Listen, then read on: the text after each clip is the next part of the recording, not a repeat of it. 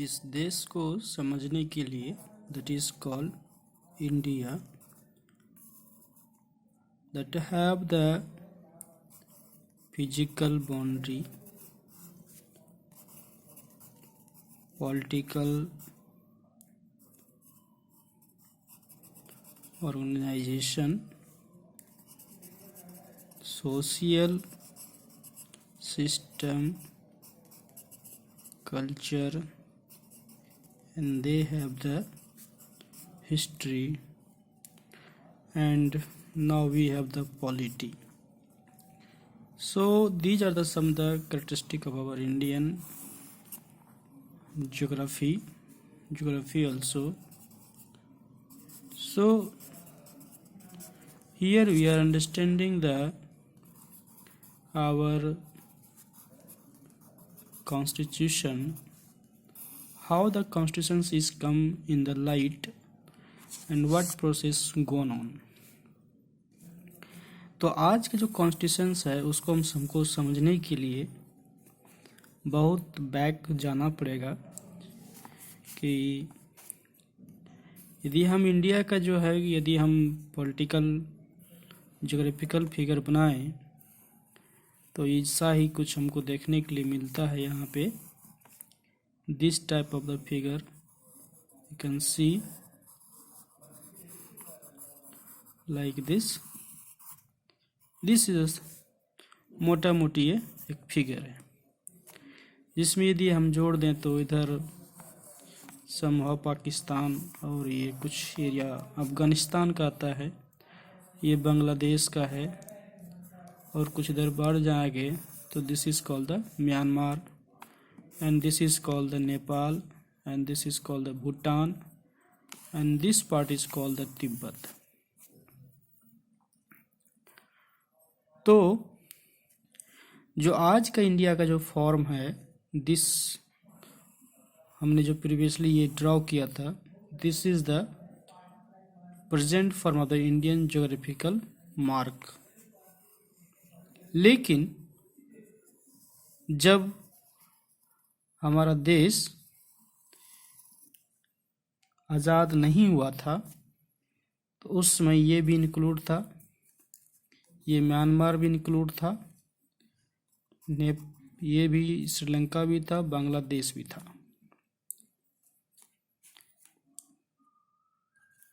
हम मुगल काल की यदि चर्चा करें, मुगल पीरियड जब दिल्ली की सत्ता पे यहाँ पे कौन था, यहाँ पे जहांगीर था, ये था अकबर का बेटा। तो जो जहांगीर था इसी के समय पे एक इंग्लैंड का वासी आया था इंडिया। किस लिए आया था? व्यापार करने के लिए, बिजनेस पर्पज से आया और इस दरबार में हाजिर हुआ और मांगा उसने परमिशन फॉर व्हाट, बिजनेस के लिए। इसे ग्रांट कर दिया गया जहांगीर ने। उस समय जहांगीर का बेटा हुआ शाहजहां का बेटा हुआ औरंगजेब, और औरंगजेब जो है 1707 तक शासन किया और ये मर गया। और देखिए जो हमने पहला वीडियो आपको बताया था कि 1757 और 1765 में जो अंग्रेज 3 जनरेशन पहले यानी कि शाहजहां और औरंगजेब, इसके समय में 3 जनरेशन पहले यानी कि लमसम 100-150 साल पहले जो व्यापारी बन के आया था उसने 1757 में एक बड़ा युद्ध किया बक्सर का और पलासी का। 1757 पलासी का युद्ध हुआ और 1765 में बक्सर का युद्ध हुआ। एक व्यापारी बिजनेसमैन हाथ जोड़ के जो यहाँ पे खड़ा था, ये पूरा कंट्री को कंट्रोल कर लिया। इवन ये वाला एरिया भी, ये पाकिस्तान तो हमारे साथ ही था, बांग्लादेश, श्रीलंका, नेपाल, भूटान, ये सारा कॉन्टिनेंट को इसने क्या किया, कंट्रोल कर लिया। तो देखिए 1757 में इसने बक्सर और ये 2 युद्ध लड़के जीत के पूरी तरीक़ा से जो है इसको पूरा कंट्रोल कर लिया। ये था ईस्ट इंडिया कंपनी, इसको क्या बोलते थे, ईस्ट इंडिया कंपनी, EIC बोलते थे इसको। जब युद्ध किया तो 1765 से लेके 1772, ये 5 साल के अंतर्गत इसने यहाँ से इतना रुपया कमाया। ये इंग्लैंड गया, कौन था यहाँ पे, उसमें बंगाल में गवर्नर वारेन हेस्टिंग। जब ये इंग्लैंड वापस गया, जो यहाँ बता रहा था इंग्लैंड, इस ऊपर में है, तो ये 40,000 पाउंड रुपया लेके गया था कमा के, पाउंड में, पाउंड ऐसे लिखता है, समझ गए।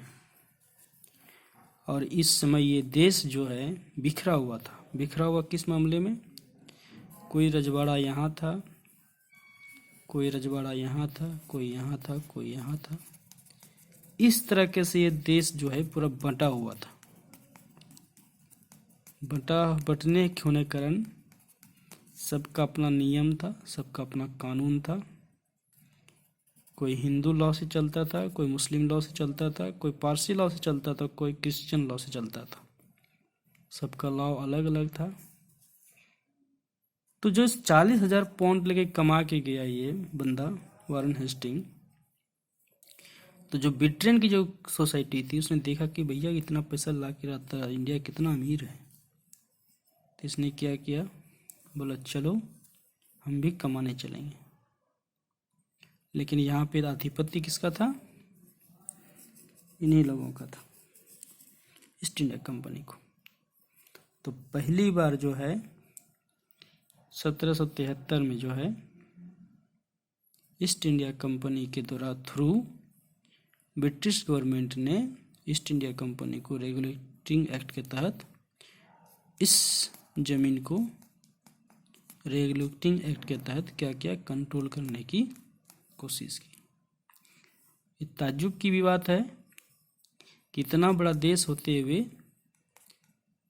इतने 550 से ऊपर रजवाड़े थे, जिसमें किसी के बीच कोई कोऑर्डिनेशन नहीं था, ना कोई मेल मिलाप था, और एक विदेशी आके सारी जमीन जो है ये अपने आधिपत्य में ले आया। इस तरह से जो है पहले जो रेगुलेटिंग एक्ट लाया गया वो 1773 का, इस एक्ट के थ्रू जो है ब्रिटिश पार्लियामेंट ने इंडिया में ईस्ट इंडिया कंपनी के थ्रू अपना आधिपत्य जमाने की यहाँ पे कोशिश की गई। ये तो आपने समझ लिया। इसके बाद बहुत सारा एक्ट आया है, चार्ल्स एक्ट आया है, चार्टर एक्ट आया है, पिट्स इंडिया एक्ट आया है, फिर रेगुलेटिंग एक्ट आया है, बहुत सारे एक्ट आया है, हम पढ़ेंगे, उसके बारे में देखेंगे। जो प्रेजेंट फॉर्म में है वही हम कॉन्स्टिट्यूशन देखते हैं, constitution of India, constitution of India. ये प्रेजेंट फॉर्म में जो कॉन्स्टिट्यूशन ऑफ इंडिया है, जिसके द्वारा हमारा देश बंधा हुआ है आर्टिकल के थ्रू, कि कौन सी आर्टिकल किसके द्वारा किसके लिए कहा गया है, कि प्रेसिडेंट का रोल क्या होगा, प्राइम मिनिस्टर का रोल क्या होगा, CM का रोल क्या होगा, वाइस प्रेसिडेंट का रोल क्या होगा, अथॉरिटी कौन होंगे, इलेक्शन कमीशन कौन होगा, पार्लियामेंट का वर्क क्या होगा, विधानसभा का वर्क क्या होगा, that the present from the Indian constitution of India came after 1950 1950 के बाद आया है। लेकिन जो 1950 के बाद आया इंडियन कॉन्स्टिट्यूशन ऑफ इंडिया, इसकी कहानी जो है 1773 जो रेगुलेटिंग एक्ट है वहाँ से शुरू हुआ और प्रेजेंट फॉर्म में आया, जिसके द्वारा का कि हमारी पूरी भूमि जो है, ज़मीन ये जो है पूरी तरीके से बाउंड्री जो है बंधी हुई है, उस बुक के द्वारा जो फिनिश हुआ है 1950 में। आई थिंक अब आप लोगों को समझ में आ गया होगा कि हमारे देश में